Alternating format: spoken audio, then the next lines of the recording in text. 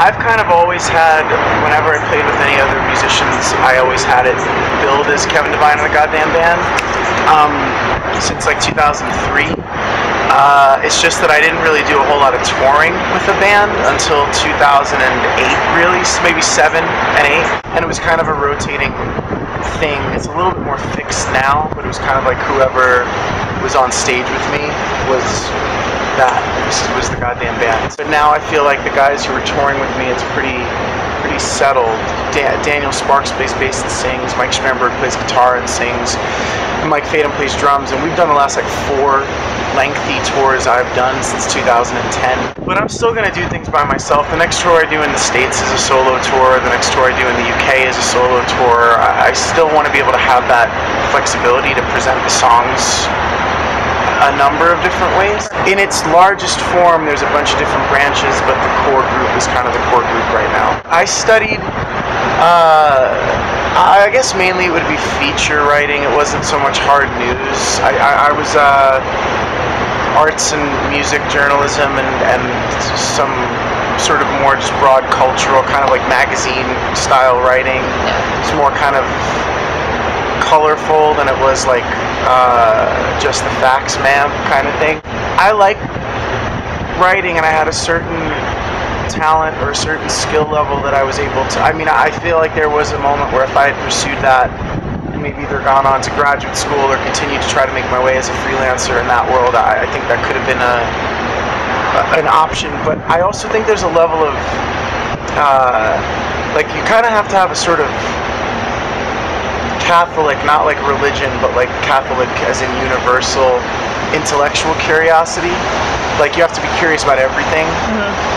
And I wasn't. I was someone who's intellectually curious about things that are interesting to me. And I also kind of always wanted to play music and write songs. And I went to school because I also liked studying, and I was a good student, and I kind of liked school to some extent. It's not like a very punk rock thing to say, but I didn't mind it. And I really enjoyed college, actually.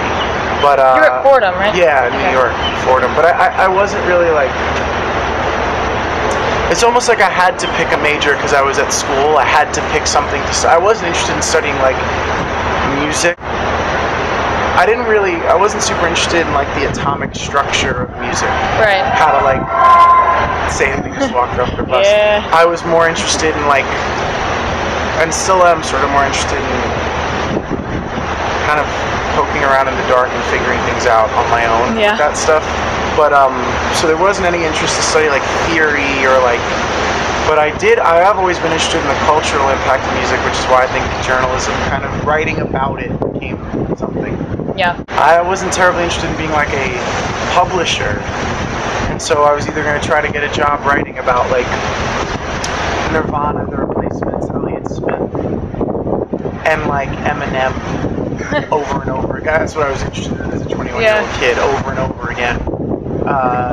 And I don't think people really would have. You can write one article, maybe 2 about each, and then they're like, what about something else? I worked since through high school. I mean, jobs, worked in college, worked after college, and it wasn't until I got signed to Capitol, and I was 25 when I got signed to Capitol, that I stopped having a day job. You know what I mean? Like, it wasn't like, even as I was like putting out records with Triple Crown, getting our stuff reviewed in like the New York Times and Rolling Stone, it wasn't like I was like paying my rent exclusively, or even predominantly from songwriting or singing or whatever. My whole thing was,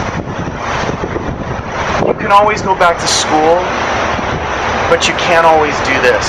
Right. And I would have rather been, and I still may end up being this way, because it's not like I'm like a super world famous musician or something, but I'd rather have been 40 and been like, I tried, now what? Than have been 40 and been like, I wish I tried. And I think that once you get the first, like I was probably 16 or 17 when people would come see my old band or see the first acoustic shows I was playing. People I didn't know would like it. And my friends would come, and if your friends don't like your music, they'll come see you once, and then they won't come anymore. But I have friends who've been coming to watch me play for literally 18 years, and I think that's also something that's, because they can be supportive of it in a lot of other ways, but they don't have to come actually watch the shows anymore. They some of them have seen it 100 times or something, 200 times. But so I think that was, insofar as there was a plan, the catapult in terms of confidence was just realizing that people actually seemed to like it.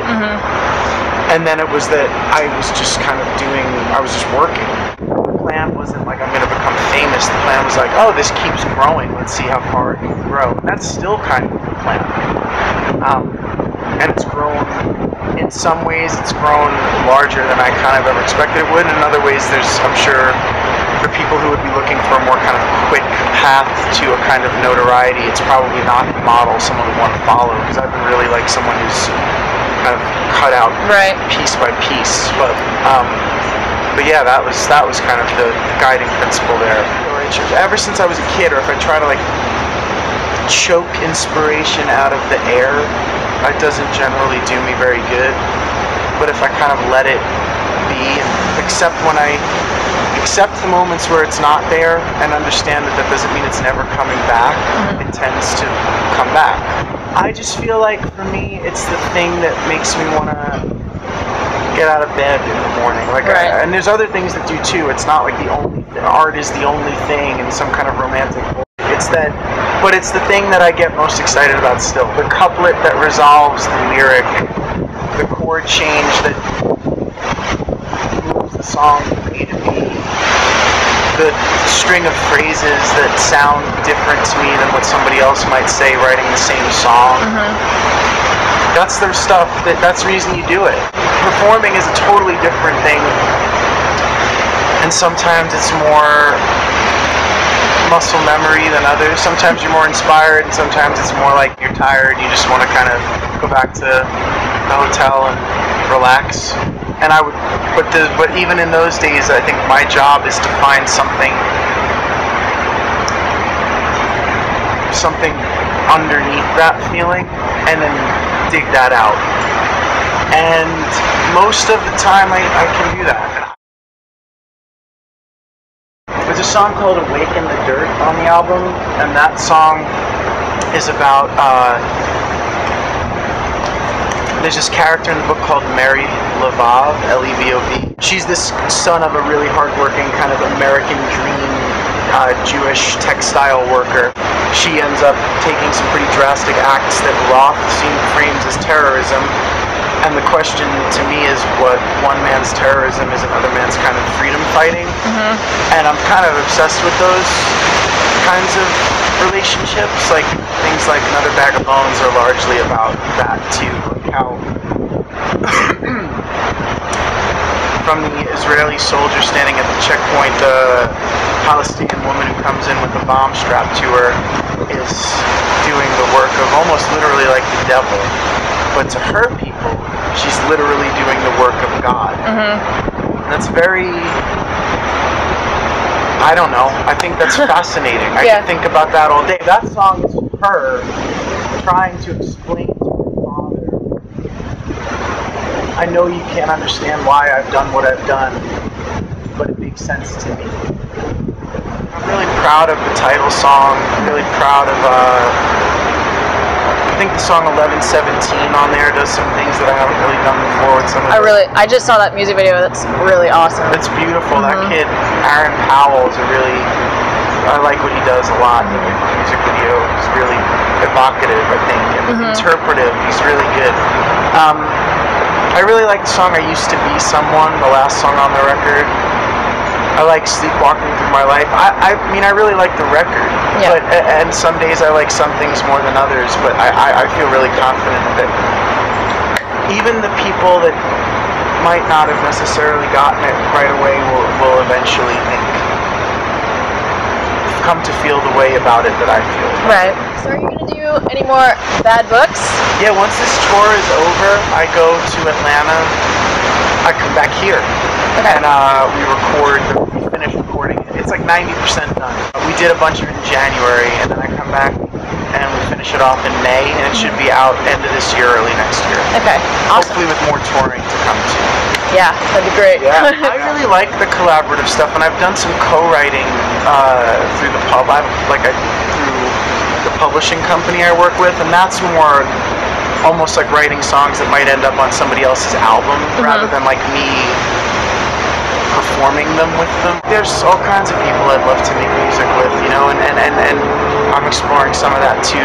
But it's a lot harder to get those things off the ground, even when people are willing, because it's time. Yeah. But that's the goal, is to do more of that too. I come off this tour, finish the Bad Books record. I go to the UK with Cursive. I mean, we've played shows together, but it's been a long time, so I'm looking forward to that. And then another US tour, but that one's solo acoustic, which will be fun for me after doing so much of the band stuff to kind of readdress the songs the way they were written again. And then after I get off that, the band's going to do Lollapalooza this summer, which is exciting. And then I come home and I don't really know what happens after that. I'm sure the Bad Books thing will probably be the next big thing that I do. And then I'll probably, because it keeps me kind of busy and sane, I'll probably start writing a lot when I get home again, just to... That's what I do when I'm home. Yeah. So, and I mean, hang out with my friends and my family and like my life, but like, I try to like keep it pretty. It started when writing for this record. I kind of kept it more business-like. Like I would like go to the studio and try to write something every day. And some days it came, and some days it didn't. But I would try to like do that. Yeah. So I think I'll probably do that this fall again too.